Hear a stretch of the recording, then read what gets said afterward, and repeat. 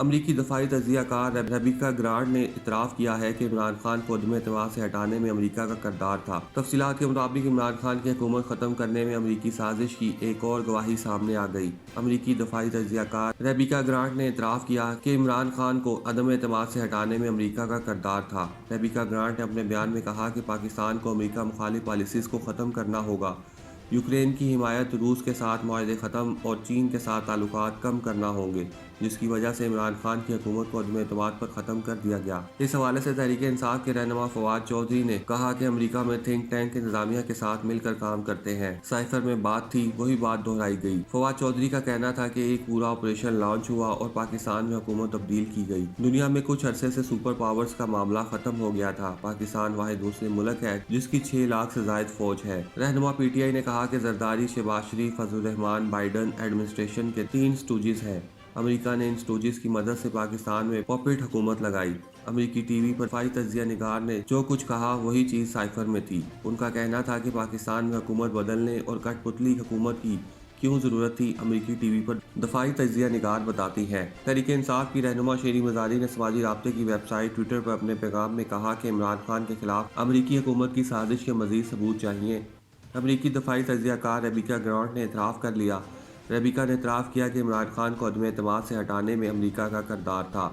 اسد عمر نے بھی اپنے پیغام میں کہا کہ عمران خان کے خلاف تحریک عدم اعتماد کامیاب ہونے پر امریکی موقف دیکھیں۔ واضح ہے، تحریک کی کامیابی کی ایک وجہ عمران خان کی آزادانہ خارجہ پالیسی تھی۔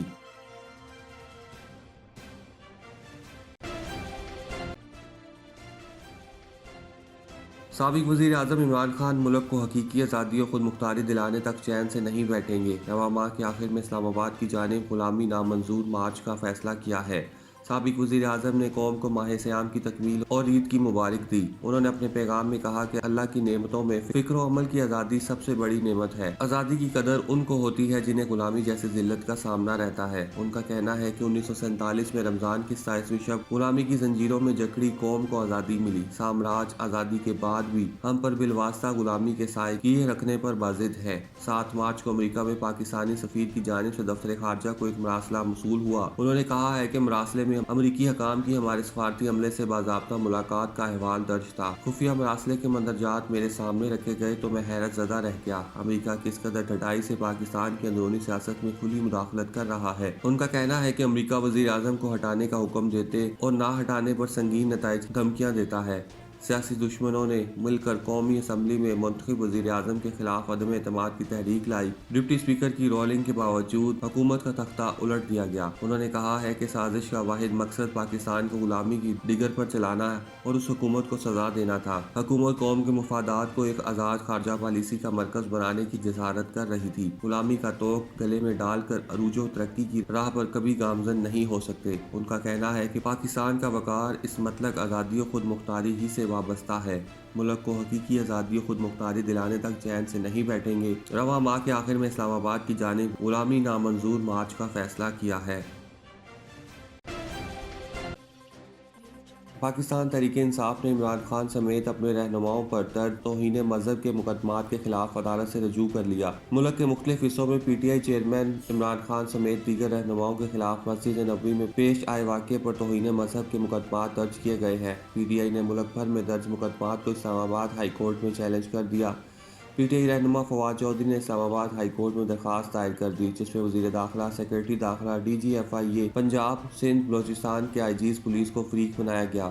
درخواست میں کہا گیا کہ مجھے اور مقدمات میں نامزد ساتھیوں کو غیر قانونی ہراساں کرنے سے روکا جائے، ملک بھر میں درج مقدمات کو ریکارڈ پر لانے کی ہدایت کی جائے، پٹیشنز اور اس کے ساتھیوں کی بنیادی حقوق کی خلاف ورزی سے روکا جائے، کس بنیاد پر مقدمات دائر کیے گئے، وجوہات سے آگاہ کیا جائے، ایف آئی اے یا پولیس کا کوئی بھی ایکشن غیر قانونی قرار دے کر کالعدم قرار دیا جائے۔ پی ٹی آئی نے درخواست پر آج ہی سماعت کی استدعا کی۔ چیف جسٹس اطہر مین اللہ عدالت پہنچ گئے اور درخواست آج ہی سماعت کے لیے مقرر کر دی۔ ڈاکٹر شہباز گل کی جانب سے بھی ملک واپسی کے لیے حفاظتی ضمانت کی درخواست دائر ہونے کا امکان ہے۔ اٹک کی عدالت نے شیخ رشید کے بھتیجے راشد شفیق کا 2 روزہ جسمانی ریمانڈ منظور کر لیا۔ شیخ رشید کے بھتیجے اور رکن قومی اسمبلی شیخ راشد کو اٹک کی ضلعی عدالت میں پیش کیا گیا۔ پولیس نے عدالت سے راشد شفیق کے جسمانی ریمانڈ کی استدعا کی، جس پر جوڈیشل مجسٹریٹ نے شیخ راشد شفیق کا 2 روزہ جسمانی ریمانڈ منظور کر لیا۔ اس موقع پر سیکورٹی کے سخت انتظامات کیے گئے تھے۔ عدالت کے باہر موجود پی ٹی آئی کے کارکنوں نے شیخ راشد کے حق میں نعرے بازی کی۔ شیخ راشد سے اظہار یکجہتی کے لیے زلفی بخاری، سندھ اسمبلی میں اپوزیشن لیڈر حلیم عادل شیخ اور دیگر رہنما بھی موجود تھے۔ زلفی بخاری کا کہنا تھا کہ دین کو سیاسی مقاصد کے لیے استعمال کیا جا رہا ہے، یہ ساری سازش رانا ثناء اللہ کر رہے ہیں۔ راشد شفیق کو مسجد نبوی صلی اللہ علیہ وآلہ وسلم واقعے کے تناظر میں عمرے کی ادائیگی سے واپسی پر اسلام آباد ایئرپورٹ سے گرفتار کیا گیا تھا۔ شیخ راشد شفیق صاحب جو ہیں ہمارے ان کی آج ابھی ہیئرنگ 2 دن ریمانڈ ان کو ملا ہے۔ آپ دیکھ سکتے ہیں کہ کیا صورتحال ہے، جس طریقے سے یہ اریسٹ کوشش کر رہے ہیں، وکٹمائزیشن شروع کر رہے ہیں اور ہم پہ الزام لگا رہے ہیں توہین رسول پاک صلی اللہ علیہ وسلم پہ، اور خود دین کو، اسلام کو استعمال کر رہے ہیں پولیٹیکل وکٹمائزیشن۔ ایک چیز سعودی میں ہوئی لیکن اس کو کر یہاں پاکستان میں رہے ہیں، تو آپ دیکھ رہے ہیں کہ ایک چیز نیچرلی ہوتی ہے تو دین کو کیسے استعمال کر رہے ہیں۔ یہ ساری سازش انٹیریئر منسٹر رانا ثناء اللہ صاحب کا ہے، اور میں آپ کو یہ کیٹیگوریکلی اور بڑے میں آپ کو تسلی سے اور طریقے سے بتاتا ہوں کہ رانا ثناء اللہ خود ایک ٹیررسٹ ہے، اس کے اوپر 18 مرڈر کے چارجز ہیں۔ تو جو انسان خود ایک ٹیررسٹ قرار سب اس کو سمجھتے ہیں، وہ خود انٹیریئر منسٹر بنائے تو وہ خود ایسے ہی وکٹمائزیشن کیوں نہیں کرے گا، اور وہ بھی اسلام کا استعمال کرتے ہوئے اور ایسے، اور وہ بھی مسلمانوں کو ان دونوں کو لڑا رہے ہیں، دونوں کو۔ تو آپ سمجھ سکتے ہیں کہ کس قسم کا فتنہ پی ایم ایل نون لگی ہوئی ہے۔ لیکن سارے بھائی بہنیں جو آج آئی ہوئی ہیں ہمارے ایم این اے کے سپورٹ میں ان کا شکریہ ادا کرتا ہوں۔ ہمارے ایم پی اے یاور بخاری صاحب ہیں، سندھ سے آئے ہوئے ہیں، حلیم عادل شیخ صاحب آئے ہوئے ہیں، سارے وکیل ہمارے انصاف ونگ کے بھی۔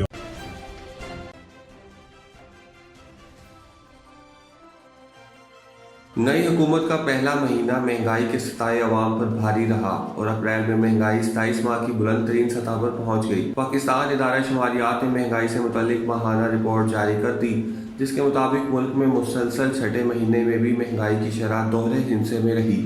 اپریل میں مہنگائی کی شرح بڑھ کر 13.37% ہو گئی، جو جنوری 2020 کے بعد بلند ترین سطح پر ہے۔ ادارہ شماریات کے مطابق اپریل میں مہنگائی میں 1.61% کا اضافہ ہوا۔ دیہی علاقوں میں مہنگائی 1.63% اور شہری علاقوں میں مہنگائی 1.6% بڑھی۔ مارچ 2022 میں مہنگائی کی شرح 12.7 اور اپریل 2021 میں مہنگائی کی شرح 11.1% تھی۔ اپریل میں دیہی علاقوں میں مہنگائی سب سے زیادہ 15.1 اور شہری علاقوں میں 12.2% ریکارڈ کی گئی، جبکہ رواں مالی سال کے پہلے 10 ماہ جولائی تا اپریل کے دوران مہنگائی کی اوسط شرح 11.04% رہی۔ رپورٹ کے مطابق اپریل میں سالانہ بنیادوں پر شہری علاقوں میں ٹماٹر 124.68%، پیاز 61.64%، خوردنی تیل 60%، گھی 58.7%، دال مسور 40.3% اور پھل 30.64% مہنگے ہوئے۔ اپریل میں شہری علاقوں میں ٹماٹر 51.53%، پیاز 42.83%، پھل 21.7%، سبزیاں 14.4%، خوردنی تیل 11.35% اور گھی کی قیمتوں میں 8.26% کا اضافہ ہوا۔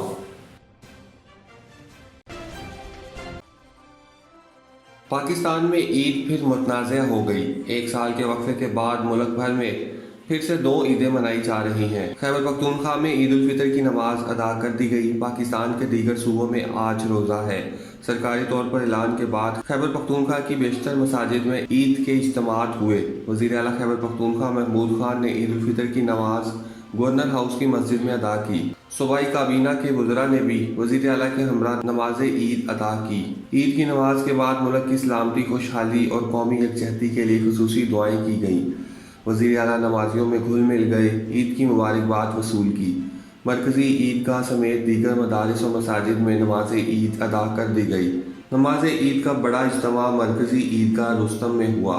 نماز عید کی ادائیگی کے بعد صوبائی وزیر کامران بنگش کا کہنا تھا کہ چاند کی رویت کی 125 سے زائد شہادتیں وصول ہوئیں۔ عید سیاست کی نظر کر دی گئی۔ انہوں نے کہا کہ خیبر پختونخوا کی شہادتوں کو قبول نہیں کیا گیا۔ صوبائی حکومت اتفاق و اتحاد پر یقین رکھتی ہے۔ واضح رہے کہ مرکزی رویت ہلال کمیٹی نے ملک میں چاند نہ نظر آنے اور 3 مئی کو عید الفطر منانے کا اعلان کیا تھا۔ سعودی عرب، UAE اور خلیجی ممالک سمیت یورپ میں عید الفطر آج منائی جا رہی ہے۔ سعودی عرب میں مسجد الحرام اور مسجد نبوی صلی اللہ علیہ وآلہ وسلم میں عید الفطر کی نماز کے روح پرور اجتماعات کا انعقاد ہوا۔ شاہ سلمان، ولی عہد محمد بن سلمان اور گورنر مکہ نے نماز عید مسجد الحرام میں ادا کی۔ مسجد نبوی صلی اللہ علیہ وآلہ وسلم میں بھی بڑی تعداد میں لوگوں نے نماز عید ادا کی۔ سعودی عرب میں 2 سال بعد تمام مساجد اور عیدگاہوں میں مکمل گنجائش کے ساتھ نماز عید ادا کی گئی۔ متحدہ عرب امارات سمیت تمام خلیجی ممالک میں عید کی نماز ادا کر دی گئی۔ برطانیہ، فرانس سمیت یورپی ممالک اور امریکہ، کینیڈا میں بھی مسلم کمیونٹی آج عید منا رہی ہے، جبکہ بھارت، بنگلہ دیش اور سری لنکا میں بھی عید الفطر کل ہوگی۔